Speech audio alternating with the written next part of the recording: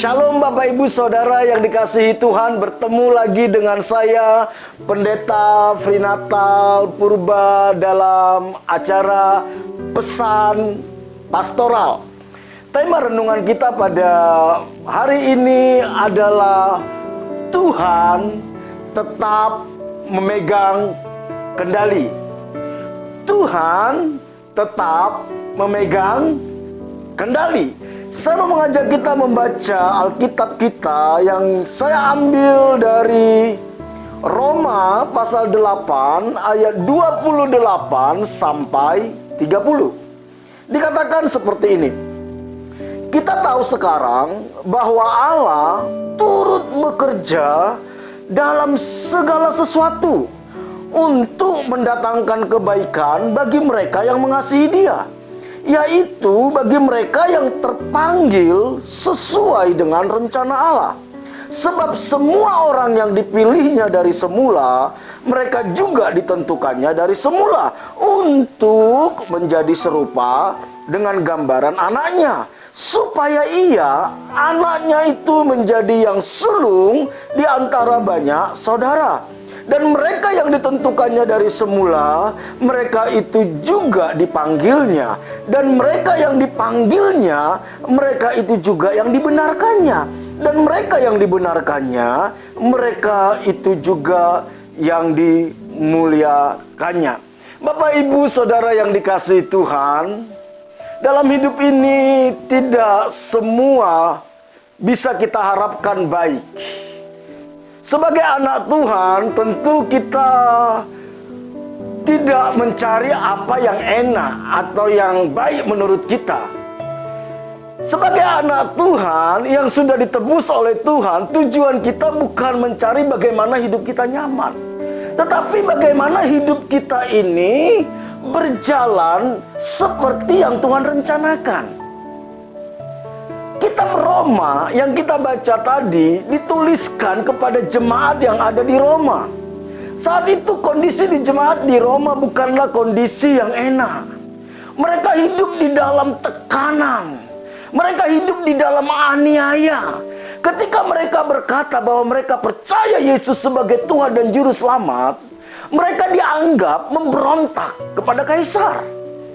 Dan mereka bisa dikejar, dibunuh. Mereka kehilangan harta mereka. Mereka kehilangan keluarga mereka. Mereka kehilangan kewarganegaraan mereka.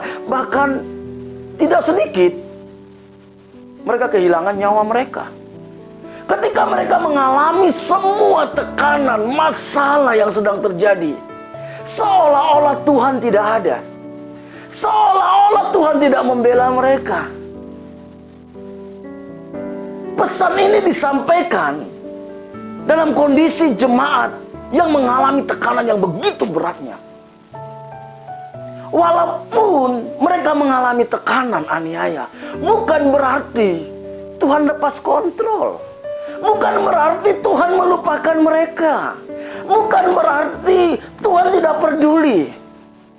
Bukankah hari-hari ini banyak orang mulai bertanya, kalau Tuhan ada dan mengasihi, kenapa pandemi COVID-19 ini masih ada? Kok seolah-olah Tuhan diam? Seolah-olah Tuhan biarkan. Disinilah kita penting menyadari apa sebenarnya tujuan kita mengikut Tuhan. Kenapa kita harus mengikut Tuhan? Bapak Ibu, ada 4 hal penting yang ingin saya sampaikan. Pesan bagi kita untuk kita bisa melalui masa-masa sulit ini. Yang pertama, percayalah, Tuhan yang telah memilih kita. Tuhan yang telah memilih kita. Ketika Tuhan memilih kita, itu artinya hidup kita ini milik Tuhan. Kalau hidup kita milik Tuhan, artinya tidak ada satupun terjadi dalam hidup kita tanpa seizin Tuhan. Tidak ada. Tidak ada. Semua yang terjadi Tuhan izinkan. Yang kedua adalah Tuhan turut bekerja dalam segala sesuatu untuk kebaikan kita. Apa yang kita baca di kitab Roma tadi dikatakan bahwa kita tahu sekarang bahwa Allah turut bekerja dalam segala sesuatu untuk mendatangkan kebaikan. Kebaikan bagi siapa? Bagi mereka yang mengasihi Dia. Tentu tugas kita adalah bagaimana kita mengasihi Tuhan.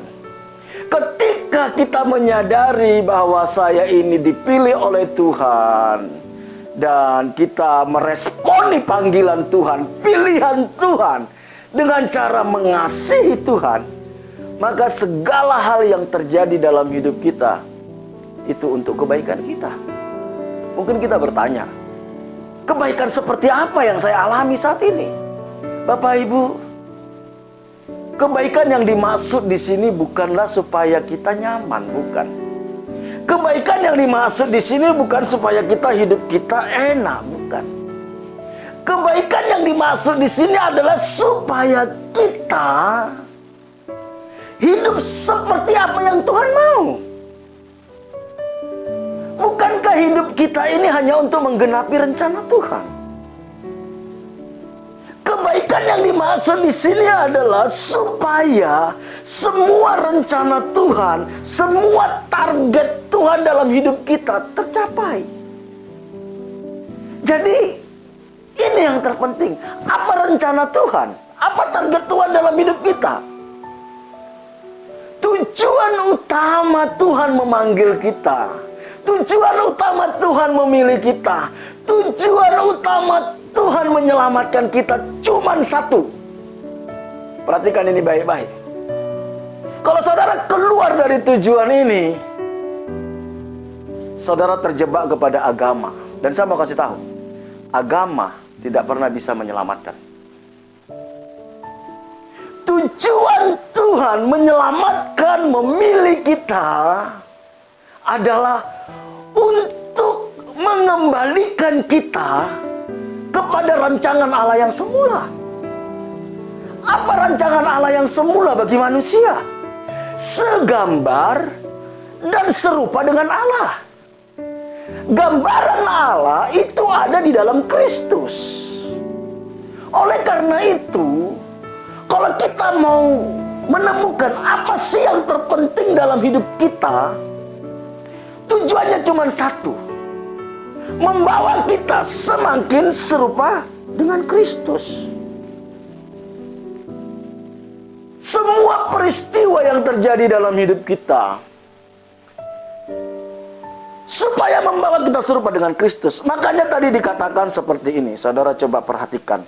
Sebab semua orang yang dipilihnya dari semula, mereka juga ditentukannya dari semula untuk menjadi serupa dengan gambaran anaknya, supaya ia, anaknya itu, menjadi yang sulung di antara banyak saudara.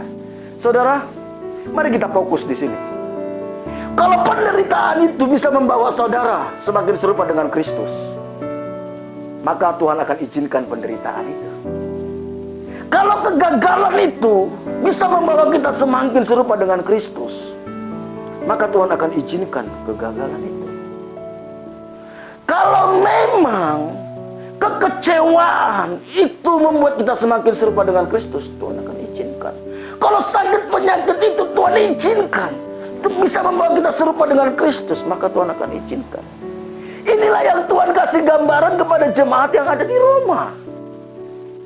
Jadi kalau kita sudah sampai kepada iman yang seperti ini, maka kesulitan, tantangan, masalah, aniaya itu tidak mampu lagi memisahkan kita dari kasih Tuhan. Tidak. Karena kita tahu semua untuk kebaikan kita. Apa yang baik itu serupa dengan Kristus. Kenapa harus serupa dengan Kristus? Karena hanya orang-orang yang serupa dengan Kristuslah yang akan dimuliakan. Makanya di ayat terakhir tadi dikatakan, dan mereka yang dipanggilnya, mereka itu juga dibenarkan. Dan mereka yang dibenarkannya, mereka itu juga lah yang dimuliakan. Itulah sebabnya kenapa kita disebut Kristen. Apa sih Kristen itu? Mengikut Kristus. Apanya yang kita ikutin? Pola pikirnya. Apanya yang kita ikutin? Tujuan hidupnya. Apanya yang kita ikuti? Selera jiwanya. Mari Bapak Ibu yang dikasihi Tuhan, apapun kesulitan, masalah, tantangan, penderitaan yang sedang kita alami hari-hari ini, percayalah, Tuhan tetap memegang kendali dan Tuhan ada di sana. Kalau Tuhan izinkan itu, goalnya cuma satu. Tuhan sedang membentuk hidup kita, karakter kita, pola pikir kita, selera jiwa kita, tujuan-tujuan kita, supaya kita serupa dengan Kristus. Apa tujuan Kristus? Alkitab katakan, Yesus pernah bilang gini, makananku adalah melakukan kehendak Bapa dan menyelesaikan pekerjaan-pekerjaannya. Mari, jangan izinkan kita diintimidasi oleh iblis. Iblis selalu katakan gini, kalau engkau anak Tuhan, kenapa dibiarkan engkau menderita? Kalau memang betul Tuhan mengasihimu, kenapa dibiarkan engkau sakit? Itu intimidasi. Percayalah, yang terpenting bukan bagaimana kita lepas dari masalah, yang terpenting bukan bagaimana kita sembuh, bukan terpenting bukan bagaimana kita kaya, tapi yang terpenting bagaimana semakin hari kita semakin serupa dengan Kristus dan kita akan dimuliakan bersama-sama dengan Kristus. Tuhan Yesus memberkati kita semua.